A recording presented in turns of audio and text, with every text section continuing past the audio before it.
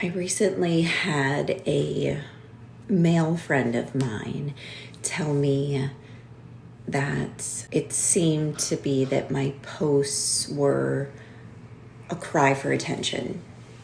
And this person, I really respected and valued his opinion. And so it really shook me. Like, it stopped me dead in my tracks. And the first thing I did was become defensive, because that is one of my negative traits about me. I'm an extremely defensive person. And so I was like, what? Like, that's so wrong of you to say. Like, why would you say that?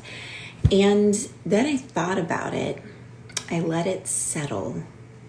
And I was like, maybe he's right.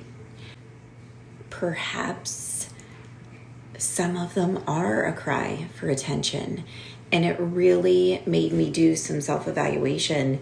Part of what I'm trying to do is, I just turned 40 last month, and I feel I have so many unresolved, I do have so many unresolved issues, and dare I call them traumas, whether it's adult traumas that have happened in the last decade or childhood traumas that I've yet to heal or deal from. And part of that is having this victim mentality and,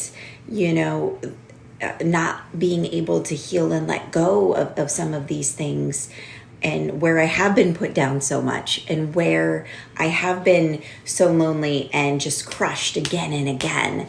And it made perfect sense. Like, yes, I'm sure some of it is a cry for attention. And that's also what I'm trying to work on, is I make it a point to surrender daily, multiple times a day, to God, to Jesus, to seek discernment and wisdom from the Holy Spirit, that I know God has to be the one to fill that spot. That void, no one or nothing else, no material thing, no person, no opportunity is ever, even no child of mine, is going to be able to fill that void. That being said, something that hit me hard, is, for the past 11 years or so, I've been on this journey of opening myself up publicly. And I always say this, and I'm going to keep saying this, due to the growth of my platforms. It's not a Regan thing. This is not me. And you could say it haphazardly happened to me, but that's not even correct. It's a God thing. God is the one that grew my platforms, and I have almost 750,000 followers collectively, and that's not due to me. That's a God thing. And I know he's done that for a reason. And I have, over the last decade and longer, been extremely transparent and shared some really hard things. And what I've learned is other people find healing in our own wounds. Those of us who are vulnerable enough to share, and vulnerable enough to keep showing up, and vulnerable enough to throw ourselves under the bus and share the good, the bad, and the ugly, from sharing the blessings to sharing the Job moments. Other people find healing in our wounds. And I know that is what God has done with me. And as I've prayed about this, and I was close to literally thinking, should I shut everything down? Should I just delete it all? Should I stop showing up? I get negative messages all the time. And I don't know if it was a culmination, or I don't know if it was my deep respect for this person. But I really questioned, should I just shut everything down? Should I stop? Like, am I bringing no good? And then I realized your greatest life message and your most effective ministry is going to come from our deepest hurts and our biggest mistakes. Because you see, God has chosen some of us for the front lines, and we didn't choose this for ourselves. And some of us were born to be truth tellers in a world that is addicted to comfortable lies.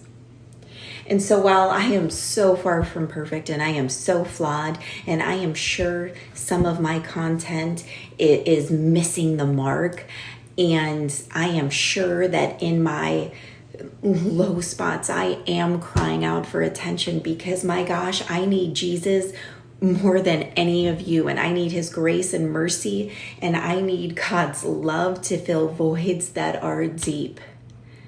But I do know that right now I am still to show up, and I am still called to share. And one last point that I think it's really imperative for me to make: your spouse, your significant other, your friends, the people you surround yourself with, yes, you want them to be brutally honest with you. I think that is one of the greatest gifts the closest people, your tribe, can give you, is to be blunt, is to be brutally honest. Because we should all want to become better. We all have so many flaws. We all have so many things to work on. My list being the longest. Trust me.